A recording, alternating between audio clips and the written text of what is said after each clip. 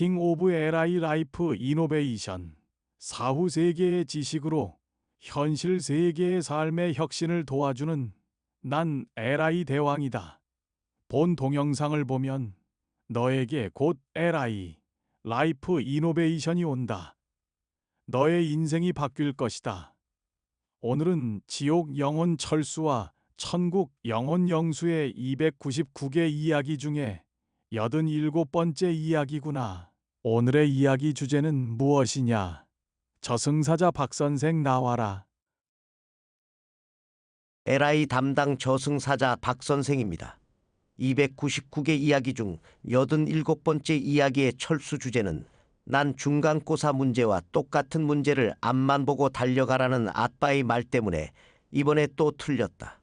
이고 영수 주제는 한 번 틀린 문제를 다시 틀리지 않은 것도 나의 행동에 책임지는 아주 중요한 삶의 지표다. 입니다. LI 대왕님. 그럼 먼저 철수 이야기부터 들어보겠습니다. 지옥 생각의 방 999번 영혼 철수는 나와서 이야기를 시작해라. 에라이 대왕님, 저는 철수입니다. 고등학교 13회 이야기를 시작하도록 하겠습니다. 지금은 우리 담임이 가르치는 수학 시간이다. 선생님이 칠판에 문제를 하나 쓰시더니 나를 포함하여 반아이 3명을 지목하며 그 문제를 앞으로 나와 풀게 하셨다. 난 교단 앞으로 나가 문제를 자세히 읽어보았는데 어디서 많이 본 문제인 것 같긴 했지만 조금은 어려운 문제인 것 같았다. 일단 문제를 풀기 시작했는데 나온 아이들 중 2명이 벌써 풀고 들어가 버리고 이제 나와 1명이 남았다. 이 문제가 벌써 풀고 들어갈 만큼 쉬운 문제가 아니었고 들어간 아이들이 나보다 공부를 잘하는 아이들이 아닌데 정말 이상했다. 한참을 풀고서야 난 답을 적고 들어왔다. 그런데 내 답이 먼저 들어간 아이들과 틀린 것이 아닌가? 그럼 그렇지. 어쩐지 엄청 빨리 들어간다고 했다. 난 들어간 두 친구의 얼굴을 약간은 비웃으며 번갈아 가면서 쳐다보았다.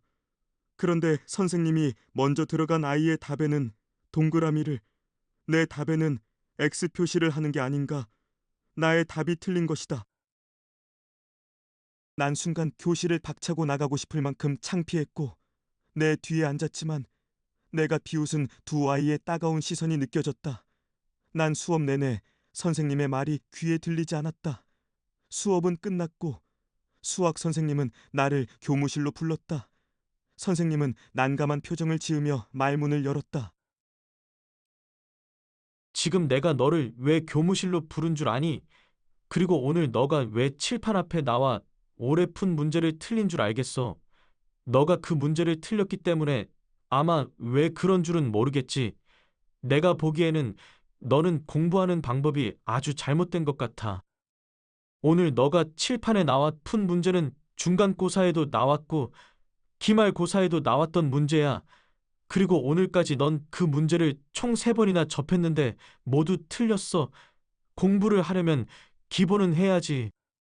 이번 기말고사에 나온 문제 중에 5문제는 조금은 어렵지만 반드시 알아야 하기에 중간고사 문제를 토시 하나까지 틀리지 않게 그대로 냈지. 그런데 너는 그 문제 중에 3문제를 틀렸어. 그런데 선생님이 더욱 속상한 것은 내가 그 문제만 전부 맞았다면 전교에서 유일하게 100점을 맞은 학생이 되었다는 거지. 어떻게 똑같은 문제를 3개월도 안 지나 또 틀리니 선생님이 거저주는 점수도 못 받아먹는 자세로 무슨 공부를 한다는 거야. 선생님은 갑자기 교장 선생님이 불러 자리를 떠났고 난 교실로 갔다. 집에 가서 확인해 보니 중간고사 문제와 기말고사, 오늘 문제까지 정말로 전부 똑같았다. 그래서 나보다 공부 못하는 아이들이 문제를 먼저 풀고 들어간 것이었다. 난 내 행동이 조금은 속상했지만 그럴 수 있다고 생각 들었다. 아빠가 예전에 말하기를 남자라고 하면 뒤를 너무 돌아보지 말고 앞만을 바라보고 달려야 한다고 했다. 뒤를 돌아보지 않는 남자다운 내 성격이 이미 끝난 시험 문제를 가지고 계집애처럼 질질 짤 필요는 없지 않은가. 그래서 난 남자다운 성격 때문에 조금은 피해를 보았다고 생각하려고 한다. 철수 고등학교 13회 이야기는 여기까지입니다. 에라이 대왕님. 천국 이야기 방 777번 영혼 영수는 나와서 이야기를 시작해라. 에라이 대왕님, 저는 영수입니다. 고등학교 13회 이야기를 시작하도록 하겠습니다. 우리 반 친구들 중에 가장 이해가 되지 않는 아이들은 무슨 잘못을 해놓고서 남자답게 화해하자고 하며 악수를 내미는 아이들이다. 그 친구들은 항상 남자답게 라는 말을 잘 붙이고 뒤끝이 없다는 말을 틈만 나면 한다. 이런 아이들은 상대방이 왜 화가 났는지 알지 못하고 알 필요도 없다고 생각한다. 그래서 이전과 비슷한 행동으로 또 싸우는 일이 발생한다. 뒤끝이 없다. 난 뒤끝이 없다는 진정한 의미를 자기 행동에 책임을 지는 거라고 생각한다. 지난번 우리 반에도 이런 비슷한 일이 발생했다. 친구 한 명이 상대방을 오해한 나머지 엄청나게 화를 내면서 할 말 안 할 말 다 하고 주먹으로 몇 대 치기까지 했다. 그런데 얼마 후 다행스럽게도 오해를 한 친구가 잘못된 정보로 아무 잘못 없는 친구를 의심한 걸로 판명이 났다. 그리고 오해를 한 친구는 당한 친구에게 가서 아무 일 없다는 듯 손을 내밀며 남자답게 뒤끝 없이 악수로 모든 걸 끝내자고 단 한마디를 하고 자리에 가앉았다. 너무 웃긴 건 오해를 한 친구가 뒤끝이 없는 건 이해가 되지만 오해를 당한 아이도 과연 뒤끝이 없을까? 내 생각에 정말로 뒤끝이 없는 사람이라면 이렇게 간단한 악수가 아닌 상대방의 얘기를 충분히 듣고 기분을 풀어주고 난 후 악수를 청할 것이다. 그렇게 되면 오해를 당한 사람도 같이 뒤끝이 없어져 진정한 화해가 될 수 있었을 텐데. 난 잘 싸우지는 않지만 혹여 친구들과 조금이라도 말다툼을 한다면 상대방의 감정이 오래될까봐 그 감정을 풀어주기 위해 일단은 나 자신을 돌이켜본다. 그래서 내가 조금이라도 잘못한 부분이 있으면 상대방에게 사과하여 용서를 받는다. 이렇게 친구들과 문제가 있을 때에는 친구가 무엇을 싫어하는지 고민하고 잘 떠오르지 않는다면 직접 물어봐서라도 알고 그 문제를 해결해야만 한다. 이렇게 하면 한 번 싸운 친구들과는 다시 그 문제로 또 싸우는 일은 일어나지 않는다. 그런데 나의 이런 성격이 공부할 때에도 그대로 드러난다.